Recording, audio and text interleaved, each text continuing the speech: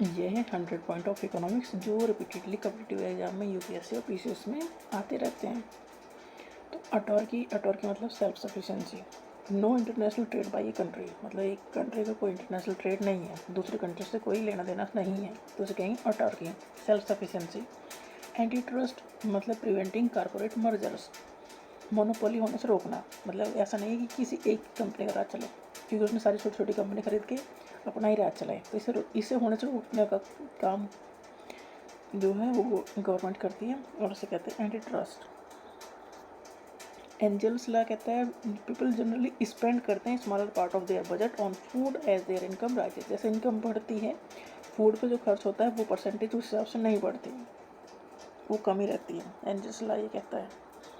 Embargo prohibition of entry of goods from certain countries into a particular country, मतलब कुछ countries से हम अपनी कंट्री में सामान रोक दें कि इस कंट्री से हमारे कंट्री में कोई सामान नहीं आएगा, तो इसे कहते हैं embargo. Arbitrage earning profit out of the price difference of the same product. एक ही प्रोडक्ट है, एक जगह से सस्ते में खरीद लिया, दूसरी जगह महंगे में बेच दिया, इस तरह का जो प्रोसेस है इसमें प्रॉफिट हो गया, इसे कहते हैं आर्बिट्रेज।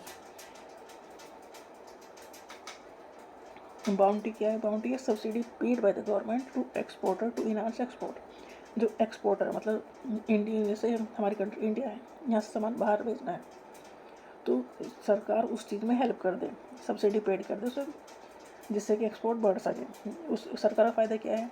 क्योंकि फ़ॉरेन करेंसी फिर हमारी कंट्री में आएगी, तो बाउंटी वो सब्सिडी है जो गवर्नमेंट पे करती है एक्सपोर्टर को।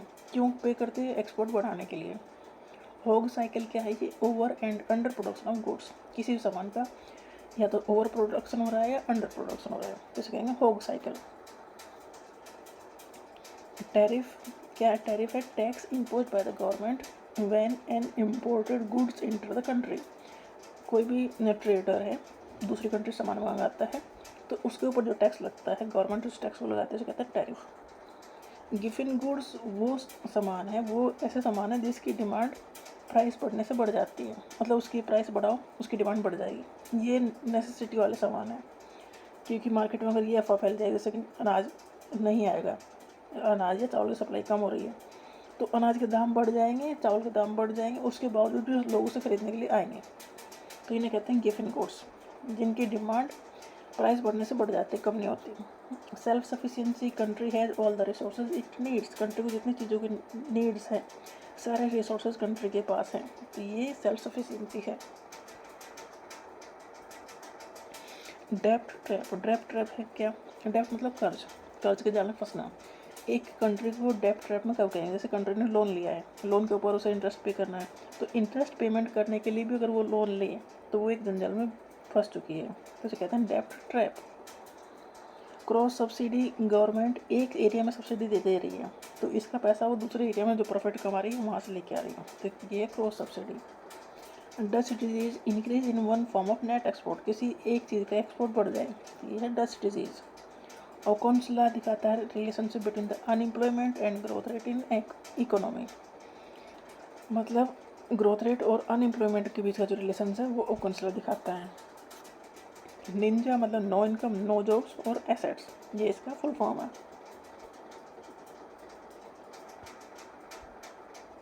ब्राउनफील्ड लोकेशन कैसे कहते हैं? जब इंडस्ट्री को डिमोलिश करके वहीं नई इंडस्ट्री खड़ी की जाए तो कहते हैं ब्राउनफील्ड लोकेशन। और ग्रीनफील्ड लोकेशन वो लोकेशन है जहाँ पर मतलब जैसे खेत हैं तो वहाँ पर इंडस्ट्री लगाई जाए, तो ग्रीनफील्ड लोकेशन है। ब्राउनफील्ड मतलब पहले से इंडस्ट्री है, उसे डिमोलिश करके वहाँ इंडस्ट्री लगाई गई है। कंज्यूमर ड्यूरेबल, ये ऐसे सामान है जो लंबे टाइम के लिए चलते हैं, खरीदारी कर ली लंबे टाइम के लिए चलेंगे, उन्हें कहते हैं कंज्यूमर ड्यूरेबल्स। कंस्पिक्यूअस कंजप्शन ये है कि दिखाने के लिए जो सामान खरीदे जाते हैं, जैसे कि आईफोन यूटिलिटी से जाता है, दिखावा के लिए जो खरीदे जाते हैं। होल्डिंग क्या है? किसी भी चीज़ को अनप्रोडक्टिव रिटेंशन हो, मतलब उसका कोई फ़ायदा नहीं हो रहा है, बस रख रखे हैं हमने, कोई भी ऐसा सामान या कोई जैसा हमने पैसा रख रखे हैं बैंक अकाउंट में, बस रखे हैं, उसका कोई यूज़ नहीं कर रहे हैं। अनप्रोडक्टिव रिटेंशन मतलब उसका कोई फ़ायदा नहीं हो रहा है, तो इसे कहते हैं होल्डिंग। फ्रिक्शनल अनएम्प्लॉयमेंट, एक जॉब छोड़ के हम दूसरी जॉब में जाते हैं, तो जो बीच का जो टाइम है उसमें अनएम्प्लॉयड रहें, तो इसे कहते हैं फ्रिक्शनल अनएम्प्लॉयमेंट। डिस्गाइज्ड अनएम्प्लॉयमेंट, जब ज़्यादा आदमी उस काम पे लगे हैं जहाँ पर कम की ज़रूरत है, मतलब 4 लोगों की ज़रूरत है, वो 6 लोग वहाँ पर लगे हैं, तो इसे कहते हैं डिस्गाइज्ड अनएम्प्लॉयमेंट। रेजिडुअल अनएम्प्लॉयमेंट, जब फुल एम्प्लॉयमेंट मिल रहा है उसके बावजूद भी कुछ लोग अनएम्प्लॉयड रह जाएं, इसे कहते हैं residual unemployment. Technological unemployment, technology के आने से जो है अनएम्प्लॉयमेंट हो गया, ऑटोमेशन की वजह से जो जॉब चली गई हैं। अनएम्प्लॉयमेंट ट्रैप, जैसे कि किसी को जॉब नहीं मिल रही है, उसे अगर अनएम्प्लॉयमेंट अलाउंसेस दे दिया जाए हर महीना, तो वो फिर जॉब करने की कोशिश भी नहीं करेगा, तो ये एक ट्रैप में फंस जाएगा। इसे कहते हैं अनएम्प्लॉयमेंट ट्रैप। गोल्डन रूल क्या है? गवर्नमेंट अगर कर्ज ले रही है दूसरी कंट्री से या वर्ल्ड बैंक से, इधर उधर से कर्ज ले रही है, तो उसे इन्वेस्ट करने के लिए ले, ना कि डेली के खर्चों के लिए। ये एक गोल्डन रूल है। मतलब अगर हम भी कर्ज ले रहे हैं तो उसे इन्वेस्ट करें जहाँ से कुछ इनकम आए, जिससे कि हम रीपे कर सकें लोन को, ना कि अपने खर्च निकालने के लिए लोन ले। गोल्डन हैंड से मतलब कंपनी अपने एम्प्लॉय को जॉब छोड़ने के लिए पैसा दे, इसे कहते हैं गोल्डन हैंड से। एक payment made by company to its employ, company ने पेमेंट दिया एम्प्लॉय को, क्यों? For quitting the job prior to their service, जो भी पहले से काम कर रहे हैं उस जॉब को छोड़ने के लिए कंपनी अपने एम्प्लॉय को पैसा दे, उसे कहते हैं गोल्डन हैंड से। गोल्डन हैंड कफ, इसका उल्टा है, कंपनी एम्प्लॉय को रखना चाहती है तो उसे ज़्यादा सैलरी दे दे, फिर तो पेमेंट जो कंपनी दे रही है staff to keep them with the company, golden handcuff. Contango, commodity is value lesser today than in future, किसी भी कमोडिटी की आज वैल्यू कम है, फ्यूचर में ज़्यादा हो जाएगी, तो इसे कहते हैं कॉन्टांगो। बैकवर्डेशन, कमोडिटी की वैल्यू आज ज़्यादा है, फ्यूचर में कम हो सकती है, तो इसे कहते हैं बैकवर्डेशन। बार्टर सिस्टम वो है जब करेंसी वाला सिस्टम नहीं आया था, तो सामान एक्सचेंज गुड्स से, मतलब एक सामान जिसके पास है वो सामान दे के दूसरे से सामान लेता था, तो इसमें कोई मनी इन्वॉल्व नहीं थी, तो ये है barter system. Self reliance, depending on the resources of the country and avoid dependence on external flow, मतलब कंट्री के जो रिसोर्सेज हैं उन्हीं से काम चलाओ। हिडन प्राइस राइस, मतलब चीज़ों के भाव बढ़ा दिए पर हिडन तरीके से, ऐसे कैसे? क्वांटिटी कम कर दी या क्वालिटी कम कर दी, क्वालिटेटिव या क्वांटिटेटिव डिक्रीज कर दिया तो प्रोडक्ट के भाव ना बढ़ गए। मतलब अगर हमें 10 रुपये में जो चीज़ मिल रही थी उसकी क्वांटिटी कम हो गई अब, तो डेफिनेटली उसकी प्राइस तो बढ़ गई फिर, क्योंकि सेम क्वांटिटी खरीदने के लिए अब हमें 12 रुपये खर्च करने पड़ेंगे। हिडन प्राइस रिडक्शन क्या है? ऐसे ही क्वालिटी या क्वांटिटी को इम्प्रूव कर दो, क्वालिटी इंप्रूव कर दो या क्वांटिटी बढ़ा दो, सेम प्राइस में दे दो, तो हिडन प्राइस रिडक्शन हो गया। मिजरी इंडेक्स क्या है? ये है rate of inflation and rate of unemployment, दोनों को जोड़ दिया जाए, मतलब महंगाई भी और बेरोजगारी भी, तो हो गया मिजरी इंडेक्स। इन्फ्लेशन मतलब महंगाई, persistent increase in the general level of prices. Deflation मतलब persistent decrease in the general level of prices, मतलब महंगाई कम होना। डिसइन्फ्लेशन, महंगाई की स्पीड कम होना, reduction in the rate of inflation. Inflationary gap, when aggregate demand is more than the aggregate supply, demand ज़्यादा है supply कम, तो डिमांड ज़्यादा है तो इन्फ्लेशन आएगा, inflationary gap. Deflationary gap, when aggregate supply is more than the aggregate demand, demand कम है supply ज़्यादा है, तो चीज़ें मार्केट में पड़ी रहेंगी, तो उसे कहेंगे deflationary gap. Primary sector of economy के अंदर कौन कौन से सेक्टर आते हैं, ये क्वेश्चन पूछा जाता है बहुत रिपीटेडली। तो जो नेचुरल रिसोर्सेज से मिलते हैं, जैसे कि एग्रीकल्चर की सारी चीज़ें हैं, फॉरेस्ट जंगल से मिलान चीज़ें हैं, फिशिंग है, फ्यूल है, मेटल है, मिनरल्स हैं, ये सारे प्राइमरी सेक्टर के एग्जाम्पल है। सेकेंडरी सेक्टर है इंडस्ट्रियल सेक्टर, जो प्राइमरी सेक्टर को बेस के फॉर्म में यूज़ करता है। Tertiary sector, service sector, education, banking, insurance, transportation, tourism, ये सारे टर्सरी सेक्टर हैं।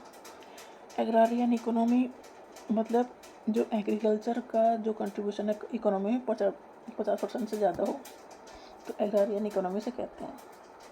Appreciation means increase in the value of currency against any foreign currency, currency value बढ़ जाना, एप्रिसिएशन। जीडीपी क्या है कंट्री की? किसी भी जीडीपी मतलब gross domestic product is the value of all final goods and services, जो भी कंट्री की बाउंड्री में एक साल में बन रहे हैं, मतलब क्या वैल्यू गुड्स और सर्विसेज की जो भी प्रोड्यूस हुए हैं एक साल में, तो वो हो गया उस कंट्री की जीडीपी। एनडीपी है नेट डोमेस्टिक प्रोडक्ट मतलब GDP minus depreciation. Wear and tear मतलब कुछ चीज़ें खराब हुई होंगी तो वो कम कर दो, उसकी वैल्यू कम कर दो। ग्रोस नेशनल प्रोडक्ट जो जीडीपी है कंट्री की, उसमें जो इनकम बाहर से आई है वो भी जोड़ दो, क्योंकि बाहर से कुछ ना कुछ पैसा तो आएगा ही ना, क्योंकि हम हमारे सिटीजन वहाँ भी काम कर रहे हैं तो वहाँ से पैसा भेजते हैं, तो वो भी अगर ऐड कर लिया हमने तो वो होगा जीएनपी। एनएनपी होगा जीएनपी माइनस डेप्रिसिएशन। डेप्रिसिएशन तो हर एक चीज़ में होता ही है। Human development index HDI, 3 parameter हैं। पूछा जाता है ये कि कौन कौन से पैरामीटर हैं। Health, education and standard of living. ये टर्म दिया महबूब उल हक और इंजी कॉल ने। क्रीपिंग इन्फ्लेशन, और इन्फ्लेशन तो है, देखो महंगाई तो हो रही है, अगर लो लेवल पे है, लो इन्फ्लेशन है या स्लो इन्फ्लेशन है, प्रिडिक्टेबल है, पता कर सकते हो, धीरे धीरे हो रहा है। जनरली सिंगल डिजिट में होगा, 1 से लेकर 9% तक हो गया इन्फ्लेशन, तो इसे कहेंगे creeping inflation.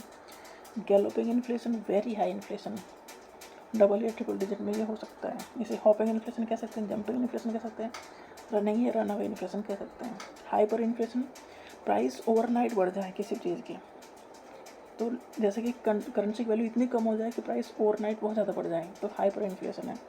It leads to complete loss of confidence in the domestic currency. Currency में फिर कहाँ से भरोसा होगा भाई, क्योंकि उसकी वैल्यू एकदम गिर जाए, तो लोग उस करेंसी को रखने के बजाय कुछ ना कुछ एसेट खरीद लेंगे, जैसे कि गोल्ड या फॉरेन करेंसी।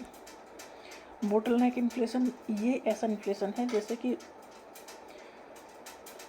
सप्लाई साइड से चीज़ें ना आए। This inflation takes place when the supply falls drastically. Supply गिर गई है, उसकी वजह से महंगाई हो जाना। सप्लाई गिर गई मतलब कोई एक्सीडेंट हो गया है या सामान नहीं पहुंच पा रहा है, उसकी वजह से हो जाता है बोटलनेक इन्फ्लेशन या स्ट्रक्चरल इन्फ्लेशन।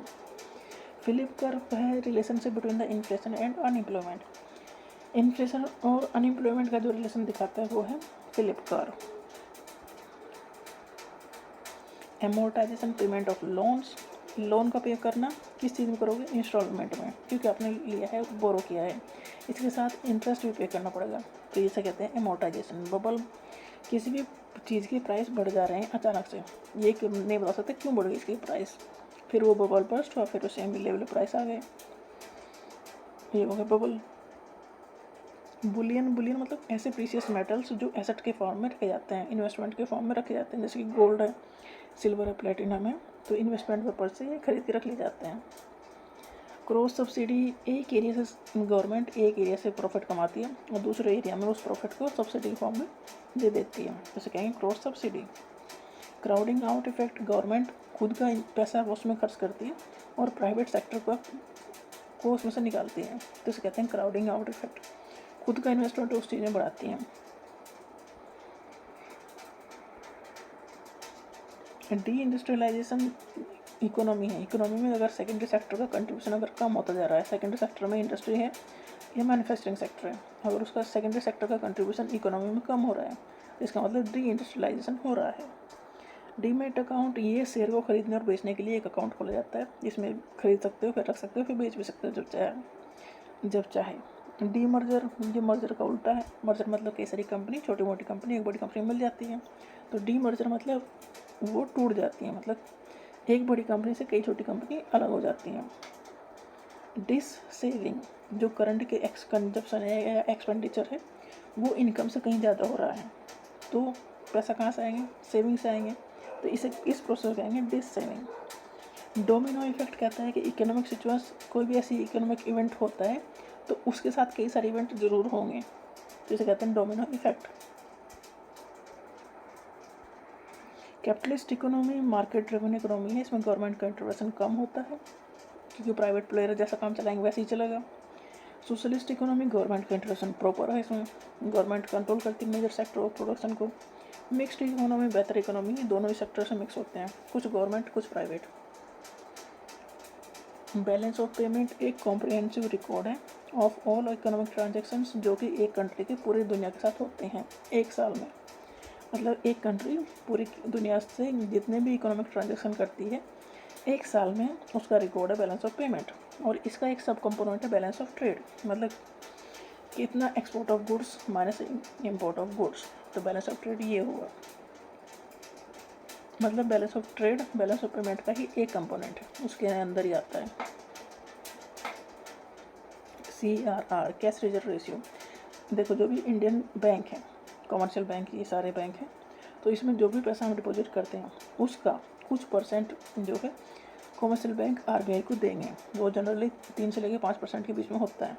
तो इसे कहेंगे कैश रिजर्व रेशियो, मतलब जो कमर्शियल बैंक उसमें पैसा डिपॉजिट हुआ है उसका 3 से लेकर 5% तक वो RBI को जमा कराते हैं, जिसे कहते हैं cash reserve ratio. SLR, statutory liquidity ratio, मतलब जो बैंक के पास पैसा है कमर्शियल बैंक में जो भी डिपॉजिट हुआ है वो सारा, ऐसा तो नहीं कि लोन के फॉर्म में दे देगा, तो कुछ पैसा उसे अपने पास भी रखना है। तो 25 से चलेकर 40% तक पैसा बैंक्स को अपने पास रखना है, इसे कहते हैं statutory liquidity ratio. Repo rate, अगर कमर्शियल बैंक को पैसे की ज़रूरत पड़ जाए तो वो RBI से पैसा लेता है, तो उस पैसे पर वो इंटरेस्ट पेमेंट करेगा RBI को, तो ये रेपो रेट है। और रिवर्स रेपो रेट, अगर RBI कमर्शियल बैंक से पैसा लेता है तो RBI भी इंटरेस्ट पेमेंट करेगा कमर्शियल बैंक्स को, तो ये रिवर्स रेपो रेट है। बैंक रेट, अगर लंबे टाइम के लिए पैसा चाहिए, जनरली 3 महीने के लिए, 90 डेज के लिए पैसा चाहिए, तो RBI कमर्शियल बैंक्स को जो पैसा देगा उसके पास जो इंटरेस्ट लेगा RBI, उसे कहते हैं bank rate. It is the rate at which RBI lend money to commercial bank. RBI पैसा दे रहा है कमर्शियल बैंक्स को लंबे टाइम के लिए, तो ये बैंक रेट है। उस जिस रेट पे रेट ऑफ इंटरेस्ट वो बैंक से लेगा। डीमैट अकाउंट, ये शेयर को खरीदने और बेचने के लिए एक अकाउंट है। पोर्टफोलियो, मतलब जैसे कि हमारी फाइल है, कितने शेयर हैं, कितने हमारे उसमें है इन्वेस्टमेंट है, ये सारे पोर्टफोलियो में बताता है।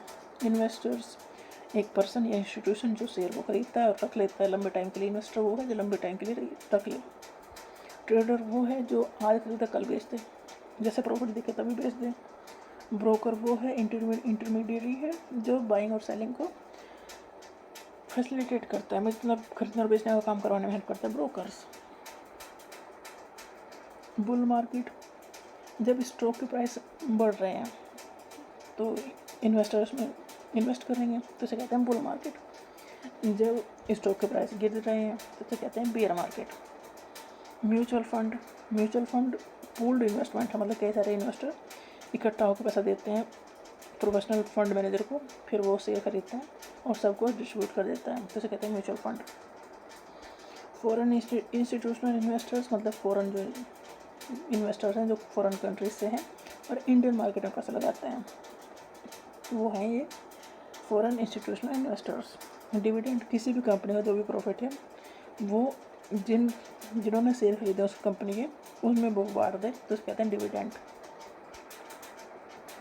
स्क्रिप्ट शेयर या बोनस शेयर, किसी कंपनी शेयर अगर हमारे पास है तो वो कंपनी कुछ शेयर हमें फ्री में दे दे, तो वो हमारे बोनस शेयर हुए। या script share. Sweet share, company अपने एम्प्लॉयज़ को कुछ शेयर दे दें, तो वो है sweet share.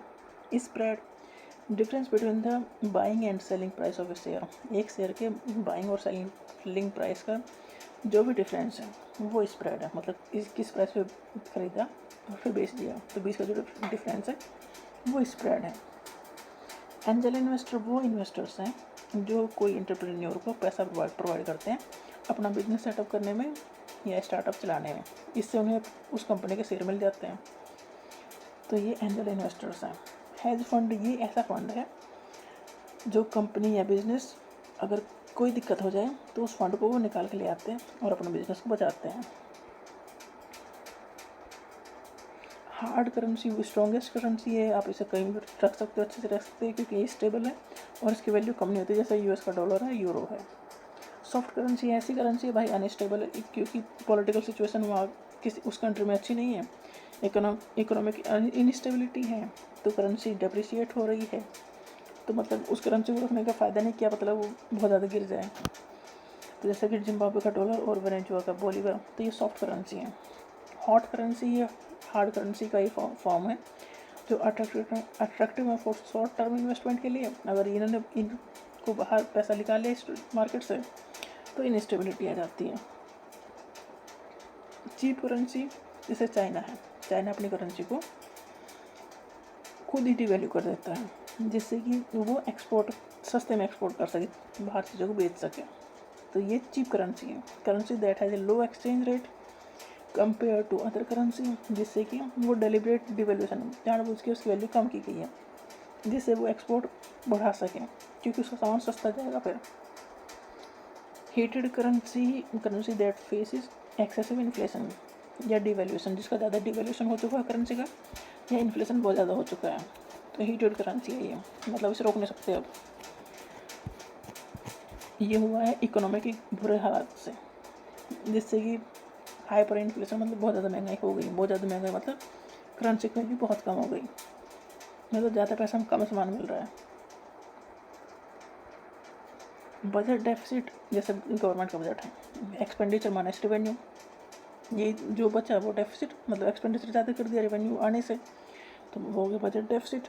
Physical deficit, it is the difference between the governments का जो टोटल एक्सपेंडिचर हो रहा है इंक्लूडिंग इंटरेस्ट पेमेंट। देखो एक्सपेंडिचर तो हो रहा है, तो हम इंटरेस्ट पेमेंट करें, मान लो जो गवर्नमेंट ने लोन ले रखे हैं उस पर इंटरेस्ट देना है, तो भाई वो भी एक्सपेंडिचर में काउंट करो।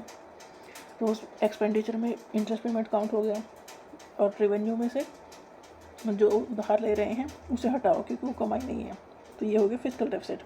एक्सपेंडिचर माइनस रेवेन्यू तो होता ही है, तो एक्सपेंडिचर में इंटरेस्ट जो पे कर रहे हैं उसे ऐड करना है, और बोरो का जो चीज़ें जो उधार ले रहे हैं वो पैसा रेवेन्यू में काउंट नहीं करना है, ये फिजिकल डेफिसिट है। प्राइमरी डेफिसिट ये है जो इंटरेस्ट पेमेंट कर रहे हैं भाई उसे भी हटाओ, क्योंकि ये पिछली गवर्नमेंट ने लिया है, तो आज की गवर्नमेंट का तो डेफिसिट कैसे हुआ ये, तो प्राइमरी डेफिसिट दिखाता है आज की गवर्नमेंट का deficit. Physical deficit minus the interest payment on the previous borrowing, क्योंकि यहाँ एक्सपेंडिचर में, फिजिकल डेफिसिट में एक्सपेंडिचर में इंटरेस्ट जो पे कर रहे थे वो भी काउंट कर रहे थे, प्राइमरी डेफिसिट में उसे हटा दिया गया। रेवेन्यू डेफिसिट, गवर्नमेंट का जो रेवेन्यू एक्सपेंडिचर है minus the revenue receipt. Effective revenue deficit, it is the revenue deficit minus the grants जो सेंट्रल गवर्नमेंट स्टेट और यूटी को पैसा दे रहे हैं, उसे माइनस करने के बाद जो डेफिसिट आया वो इफेक्टिव रेवेन्यू डेफिसिट हुआ।